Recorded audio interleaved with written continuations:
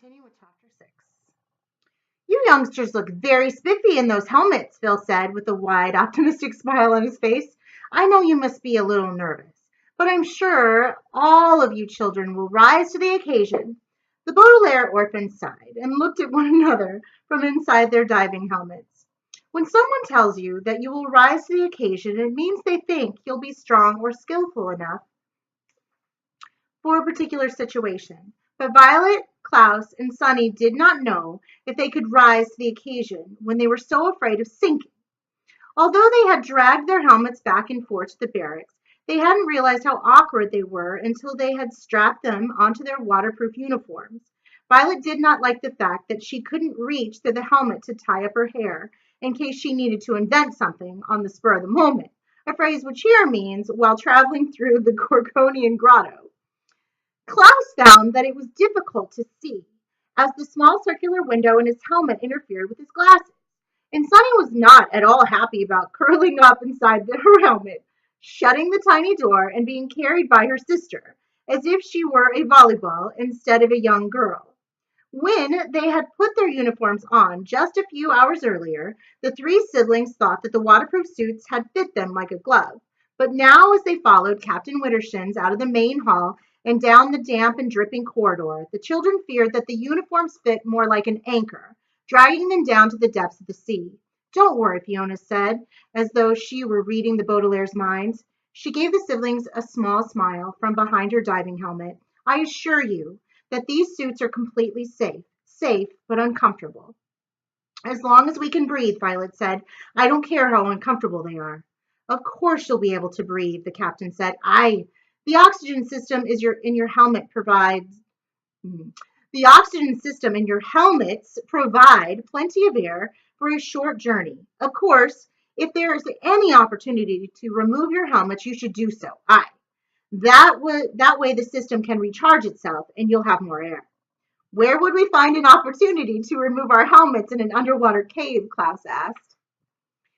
Who knows? Captain Winterson said. You'll be in uncharted waters. I wish I could go myself, but the grotto has become too narrow. Hewakella, Sunny said. Her voice was muffled inside the helmet, and it was difficult for even her siblings to know what she was saying.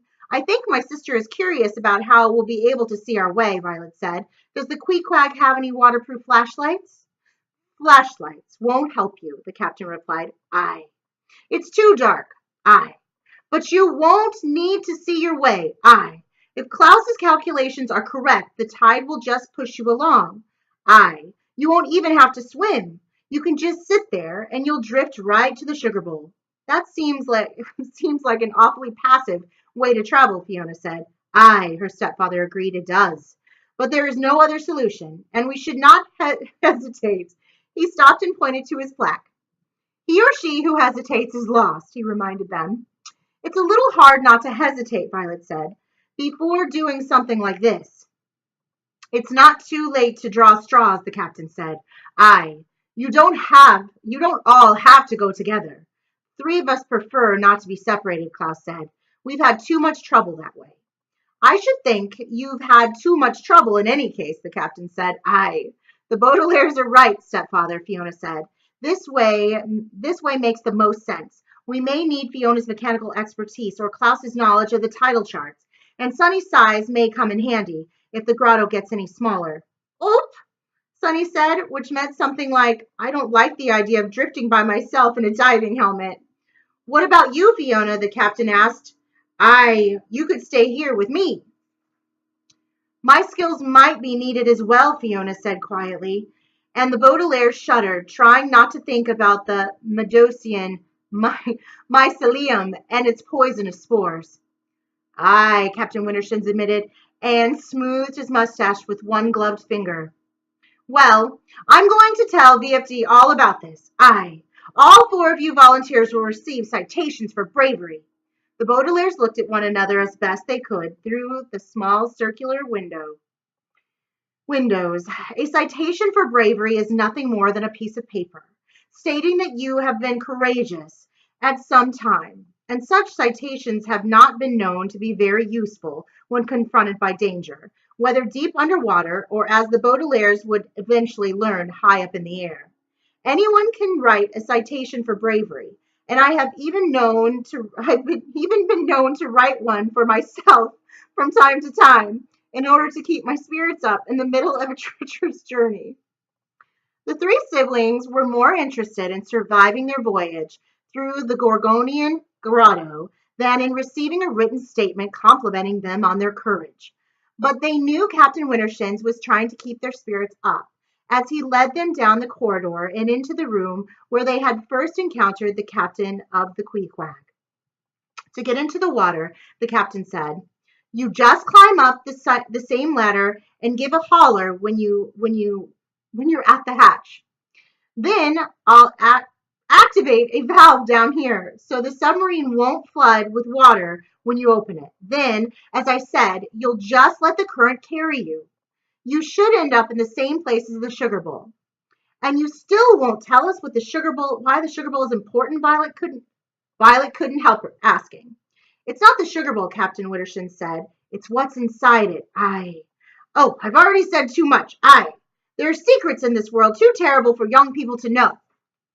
Just think, if you knew about the sugar bowl and you somehow fell into Count Olaf's clutches. There's no telling what he'd do. But look on the bright side," Phil pointed out. "Whatever terrible things may be lurking in that cave, you won't find Count Olaf. There's no way that octopus submarine could fit." The captain agreed. "But we'll watch for him on the sonar just in case. We'll watch you too. We'll be right here watching you the entire time. The oxygen systems in your helmets make enough noise that you'll appear as 44 tiny dots on your screen. Now off you go. Good luck." "We'll be wishing you the best," Phil said. The adults gave each of the children a pat on the helmet, and without any further hesitation, off went the Baudelaire children with Fiona beside them. Following the ladder up the hatch through which they had come aboard, the four volunteers were quiet as they made their way up until Violet reached up with one hand. The other hand was clutching Sunny's helmet and grabbed the handle that opened the hatch. "We're ready," she called down, although she did not feel ready at all. "Aye," replied the voice of the captain. "I'm activating the valve now. Wait 5 seconds and then open the hatch. Aye, but don't hesitate. He who hesitates is lost. Or she. Good luck. Good fortune. Good journey. Goodbye."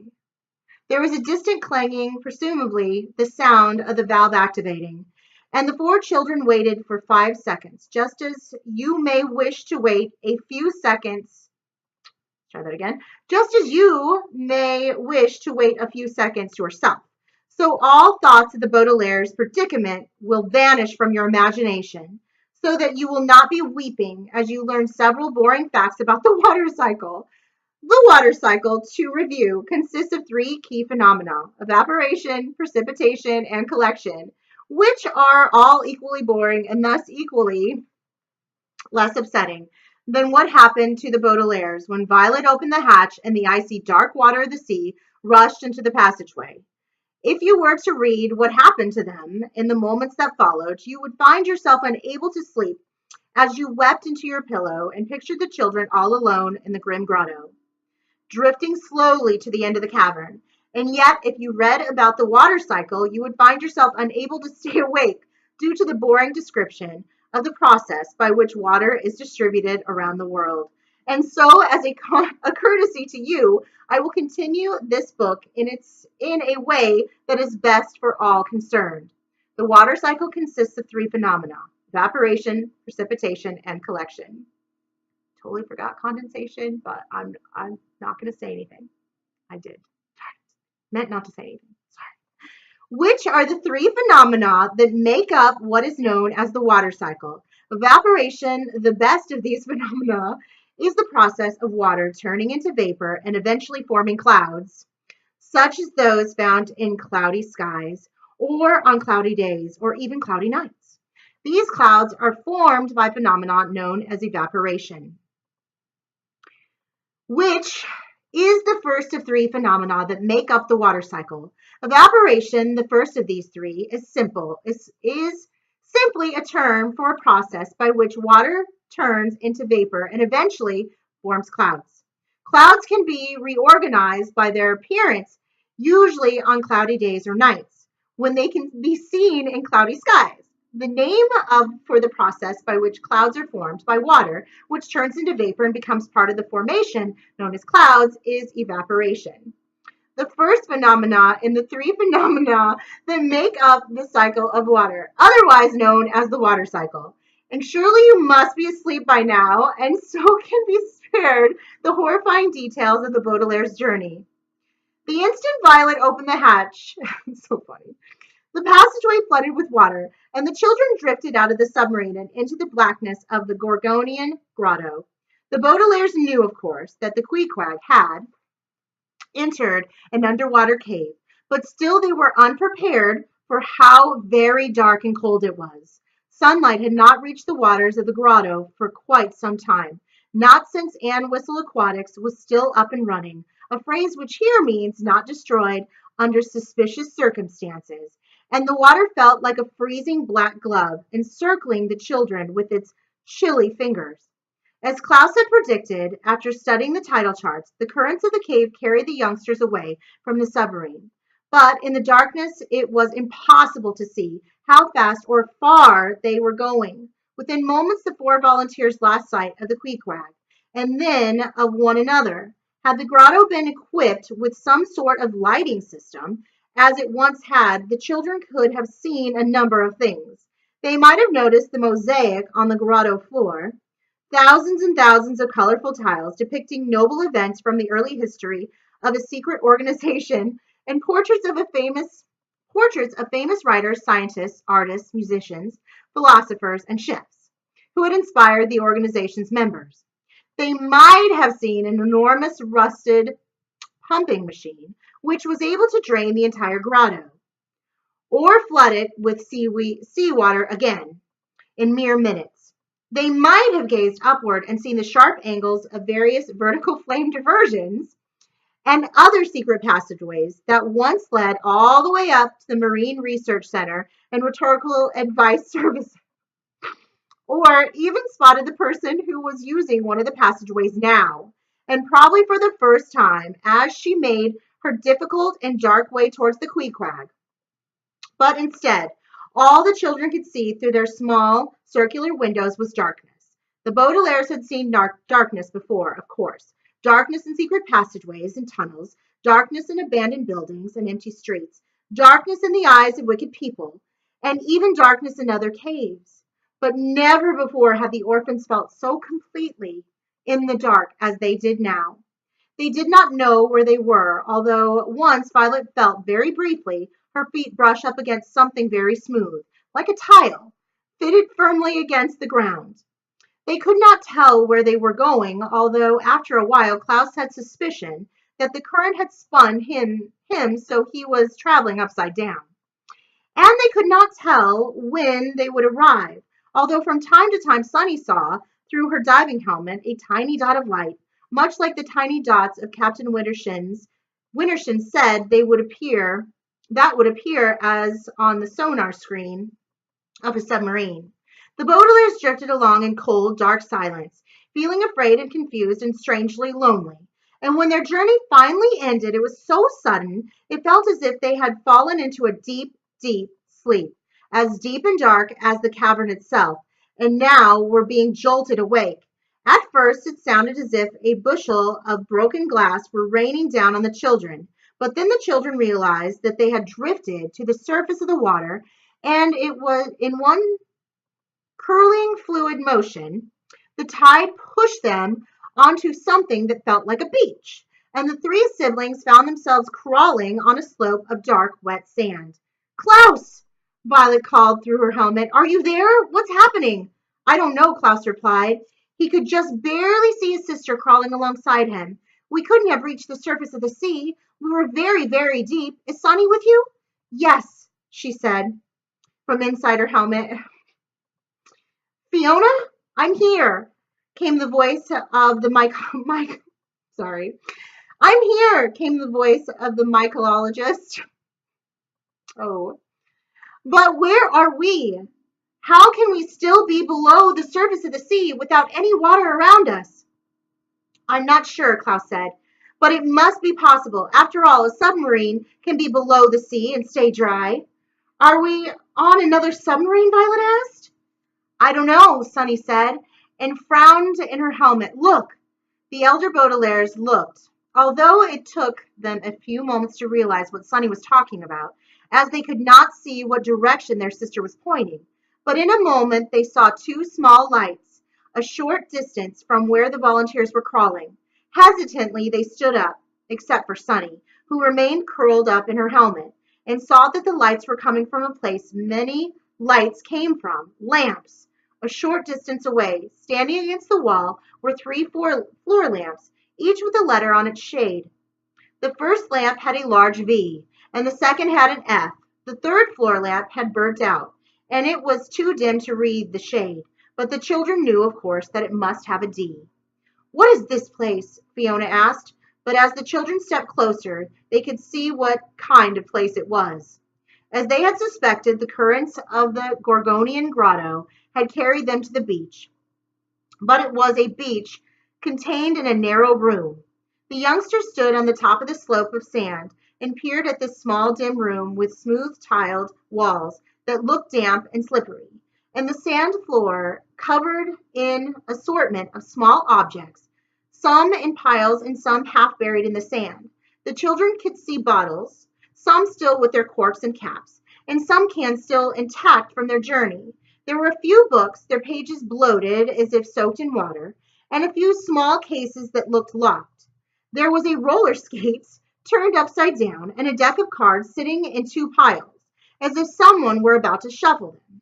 Here and there were a few pens sticking out of the sand like porcupine quills, and there were many objects the children could not identify in the gloom. Where are we? Fiona asked. Why isn't this place full of water? Klaus looked up, but could not see past a few feet. This must be a passage of some sort, Klaus said. Straight up to dry land, an island maybe, or maybe it curves to the shore. And whistle aquatics, Violet said thoughtfully. We must be underneath its ruins. Oxo, Sunny said, which meant, does that mean we can breathe without our helmets? I think so, Klaus said, and then carefully removed his helmet, an action for which I could have given him a citation for bravery. Yes, he said, we can breathe. Everybody take off their helmets. That way our oxygen systems will recharge. But what is this place? Fiona asked again, removing her helmet. Why would anybody build a room way down here? It looks like it's been abandoned, Violet said. It's full of junk. Someone must come to change the light bulbs, Klaus pointed out. Besides, all this junk was washed up here by the tide like us. And like a sugar bowl, Sunny said. Of course, Fiona said, looking down at the objects in the sand. It must be here someplace. Let's find it and get out of here, Violet said. I don't like this place. Mission, Sunny said, which meant once we find the sugar bowl, our work here is done. Not quite, Klaus said. We'll still have to return to the Queequeg against the current, I might add. Looking for the sugar bowl is only half the battle. Everyone nodded in agreement, and the four volunteers spread out and began to examine the objects in the sand.